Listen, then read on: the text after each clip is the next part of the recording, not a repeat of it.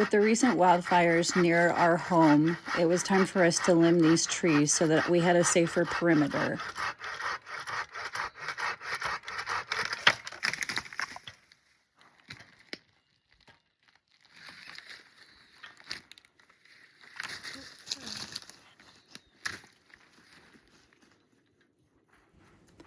I noticed my puppy was chasing a deer up the hill, so I needed to call her back really quick.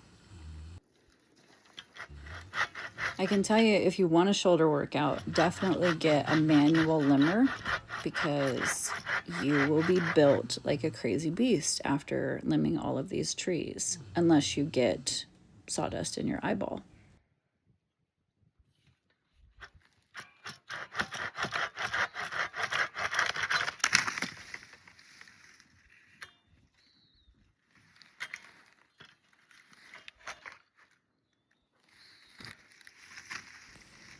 I created a pile of all of the branches that we'll use for kindling for the most part, which will help during the winter season as well.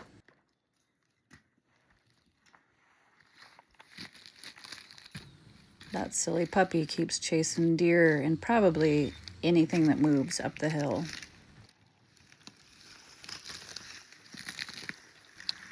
Luckily, my security guard is here to help.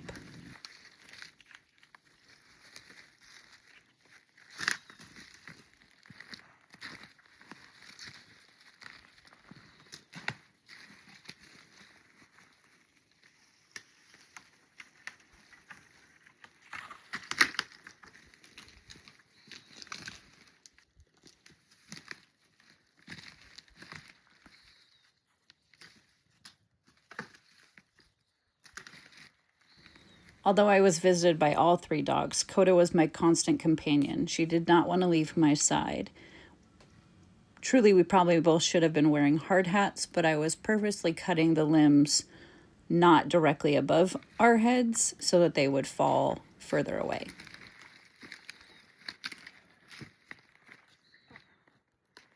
Coda, go. Go. Coda, go.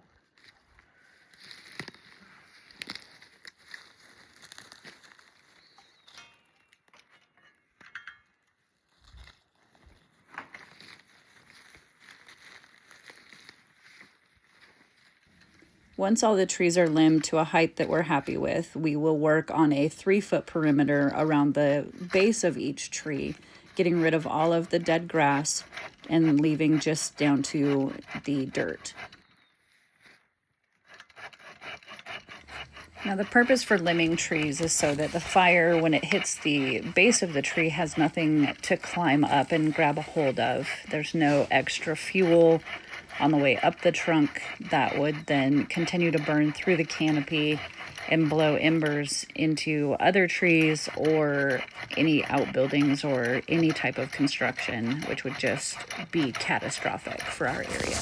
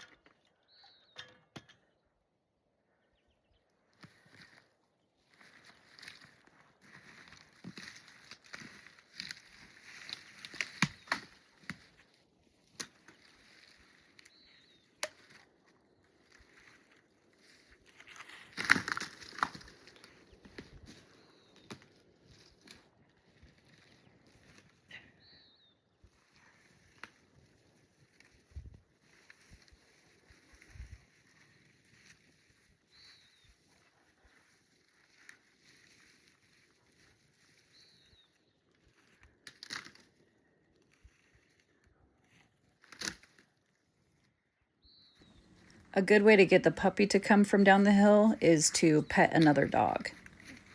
Clearly, she lacks all of the attention.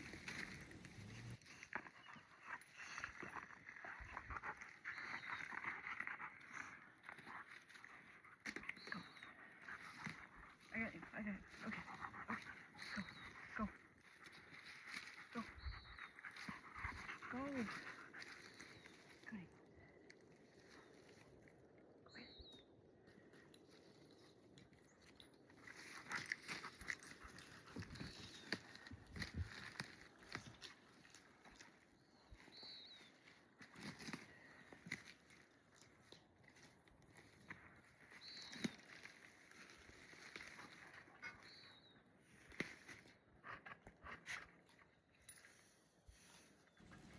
You definitely could get a battery powered limmer they make that has a chainsaw blade and still an extended arm, which would definitely make light work of this. However, most of them are more expensive than I cared to shell out, and so this manual not only gives me my morning workout, but also does the trick for what we need.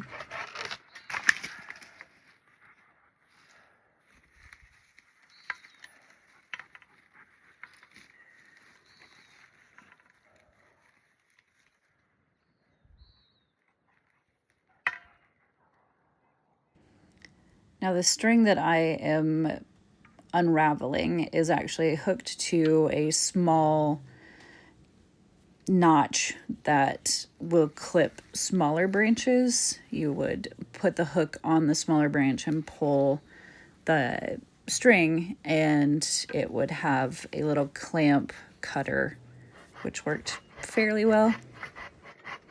But for the most part, I just needed the blade, and so the rope would get kind of wrapped around the pole and in the way.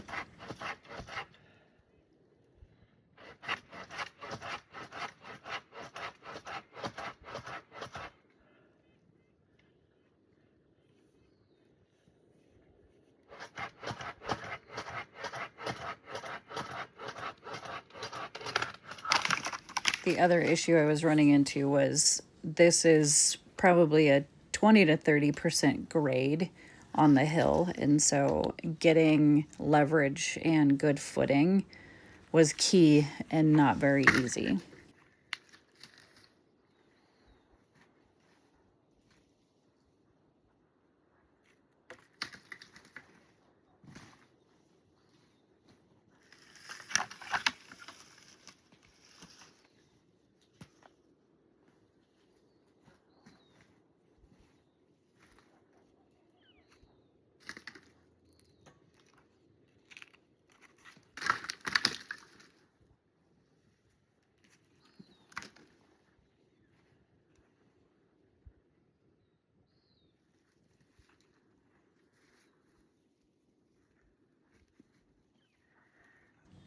I think Coda was telling me it was time for coffee.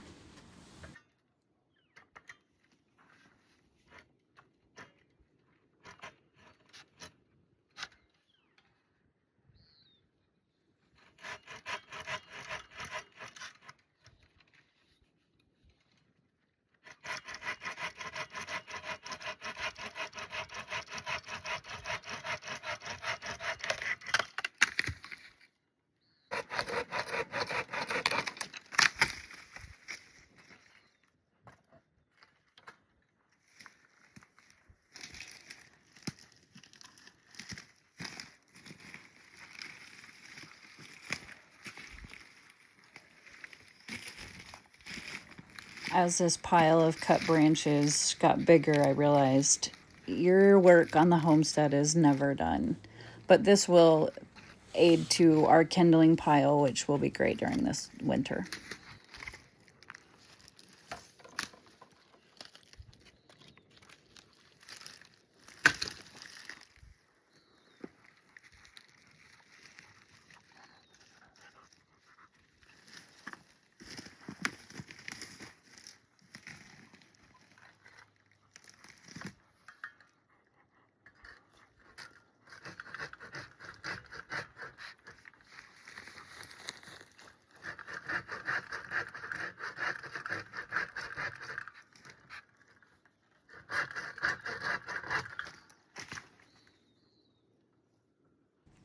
This truly was a beautiful morning. As you can see, the sun is rising, and it's probably been one of the clearest non-smoky days that we've had in a month here.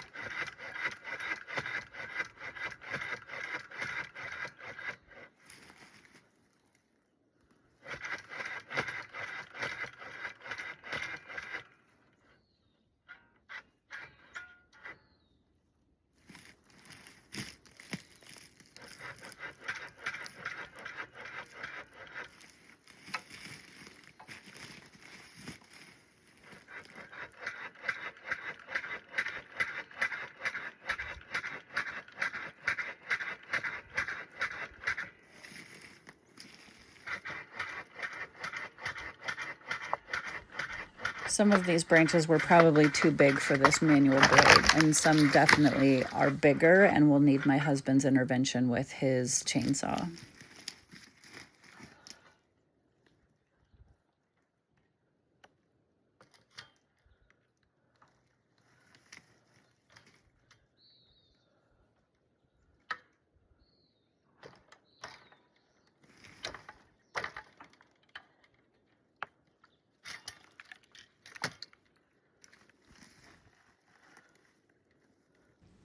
Here I'm actually using that rope that I talked about earlier to clip some of the smaller little nubs of branches.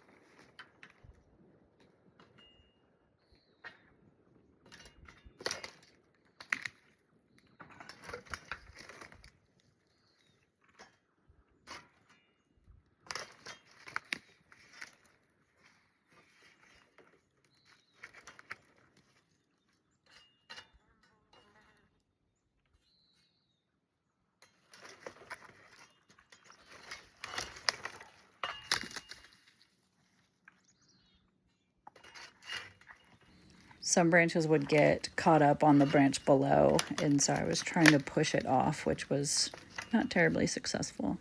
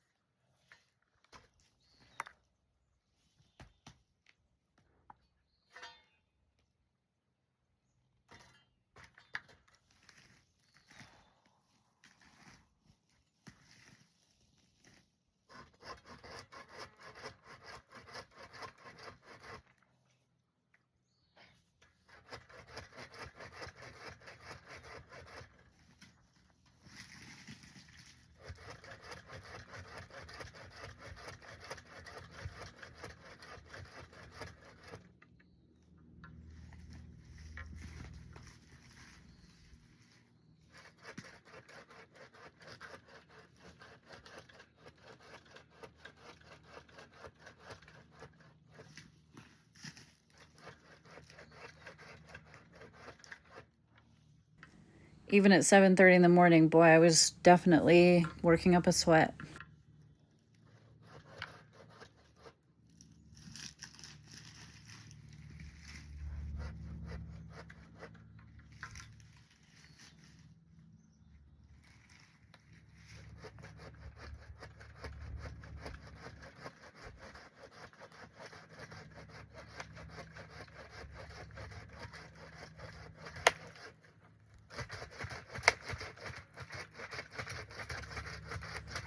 This is another branch that's probably a little too big for the blade. It did pinch the blade for a bit, but the pole has enough extension and I was able to maneuver it to break it free and then get the rest of the branch cut off.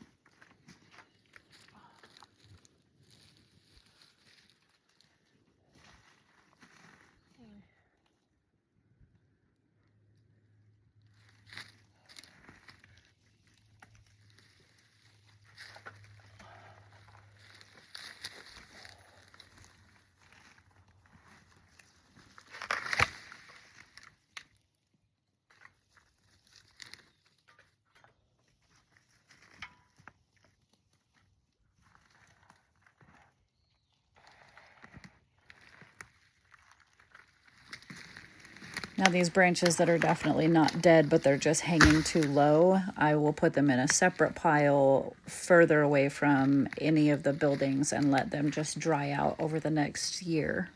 And then I'll trim them down and make kindling out of them as well.